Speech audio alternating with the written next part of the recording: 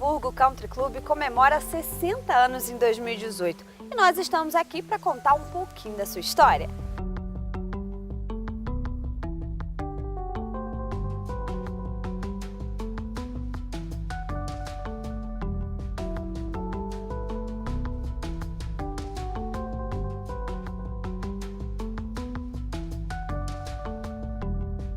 Nós estabelecemos os 60 anos como um momento emblemático para o clube, né?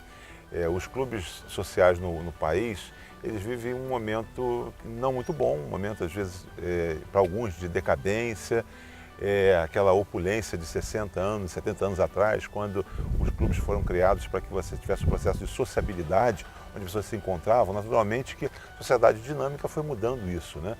E a gente, quando assumiu, a gente verificou que havia necessidade da gente poder não somente resgatar, mas a gente trazer um ambiente de convivência e criando aqui, requalificando o clube com algumas coisas. E a gente adotou os 60 anos como um simbolismo para que a gente pudesse atrair não somente os refletores para cá, mas pudesse fazer com o próprio sócio esse olhar, né, para dentro do clube, de ver que o clube ele é muito mais do que um clube. A gente costuma dizer que o Country Club ele não é melhor nem pior do que os demais clubes, é um clube diferenciado. Mais do que isso, eu digo que o maior orgulho ainda é ser presidente de um clube jardim que, muito mais do que a história de 60 anos, conta a história de 160 anos. Então, eu acho que isso não é só a possibilidade de você fazer a gestão de um clube social, é fazer a gestão de uma história e trazer novamente a história, recontar, reviver e fazer, de alguma forma, requalificar alguns espaços, restaurar alguns outros espaços. Acho que é uma satisfação muito grande. A história do clube vai muito além dos seus 60 anos. Ela começa com a família do Barão de Nova Friburgo. Nós completamos 60 anos de clube. E o clube, não seria justo nós contarmos apenas a história dos 60 anos do clube. O clube tem um ativo muito maior, né? Eu acho que o clube eu costumo dizer que o Nova Friburgo Country Club ele tem um papel estratégico, não só para os sócios, não só para Nova Friburgo, mas para como a história do Brasil. Era a casa do Barão, era a casa dos Clemente Pinto, aqui era a grande casa de festa. Eles se reuniam aqui, né, nesses salões, figuras importantíssimas do Império vieram aqui, é um dos homens, como você disse, mais ricos, né, tinha um número de fazendas, mais de 20 fazendas de café na região, e depois, em seguida, houve, um processo de sucessão, houve a aquisição pela família Guinle, que também foi uma das famílias mais tradicionais, a gente poderia dizer que uma das famílias mais ricas, e principalmente quando trabalhou na Docas, quando construiu a Docas de Santos, e tiveram a sensibilidade de um momento em que, não o clube, mas que esse espaço aqui passava por um momento de dificuldade, a própria família passava um momento de dificuldade, a família do Clemente Pinto, eles adquiriram. Mesmo sendo um clube privado, boa parte de suas instalações são abertas não só à população de Nova Friburgo, mas também aos turistas que visitam a cidade. O Jardim Nova Friburgo Country Club tem sido considerado, ao longo dos últimos anos, como um jardim dentre 55 jardins históricos no Brasil, dentre públicos e privados, o mais bem preservado, o mais bem cuidado. A casa do chalé em que viveu a família do Barão se encontra fechada há alguns anos para restauração.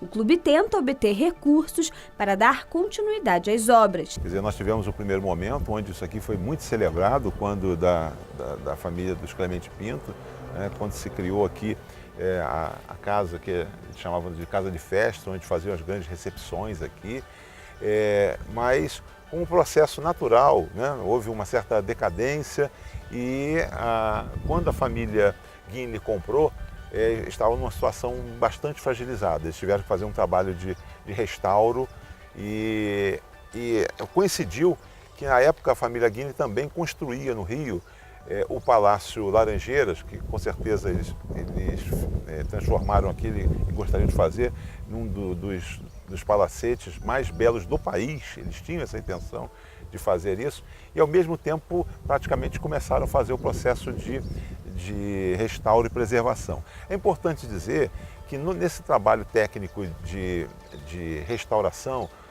A gente tem primeiro a questão da manutenção, a gente tem a questão da preservação e para chegar no último, no restauro.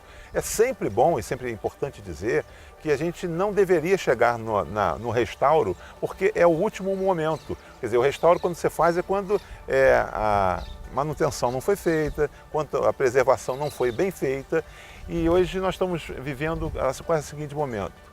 Há alguns anos atrás, o IPHAN esteve aqui em Friburgo e, sensibilizado com a situação que estava acontecendo no chalé, ele fez aqui um processo interno do IPHAN, onde ele deslocou recursos, ele fez uma licitação para que pudesse aqui fazer obras de restauro, em função da importância, um dos poucos bens particulares no Brasil em que o IPHAN adotava essa postura. Ele fez o restauro, só que licitaram uma firma, foi contratada uma firma, a firma iniciou o trabalho e não deu seguimento. Foi rescindido o contrato com a firma em 2016 e agora nós estamos, o clube mesmo está buscando aí trabalhar no sentido de que possa fazer obras chamadas obras emergenciais. Uma de suas particularidades é essa árvore de papiro plantada desde a época do Barão.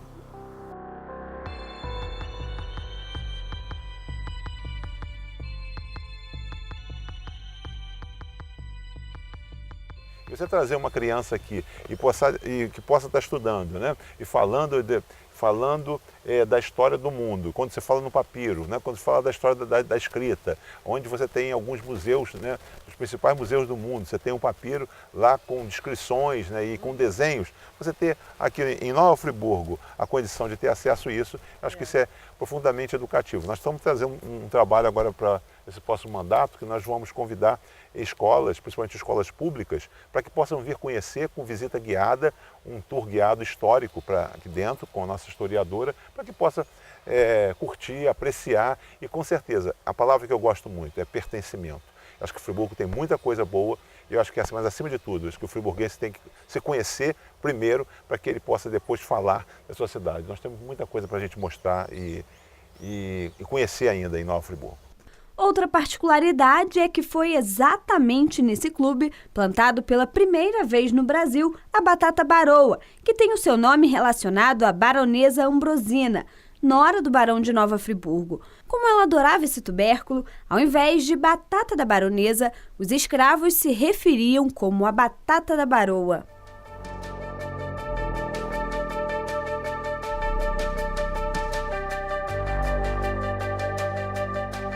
A família Guine, através do Eduardo e do César Guine, eles vieram aqui com o propósito de fazer um grande empreendimento e um empreendimento inusitado. Um empreendimento inusitado que se falava lá na Inglaterra, se falava em Londres muito, em se fazer alguns bairros que fossem bairros diferenciados. E eles adquiriram isso aqui com um propósito também comercial, de fazer a criação do Parque São Clemente, né? Esse Parque São Clemente vai criar uma chamada Cidade Jardim.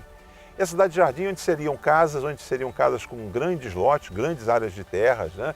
E que seriam divididas por muros ali vivos, né? Com cercas vivas, coisas nesse sentido. E o que aconteceu? Fizeram isso e aqui essa parte do clube seria uma parte mais recreativa, mais social e coisa nesse sentido.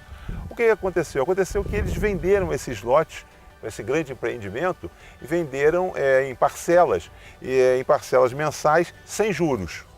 E o que aconteceu? Aconteceu que lá na frente houve uma grande inflação e que chegou-se a 27% e o que aconteceu? Começou a ficar inviabilizado.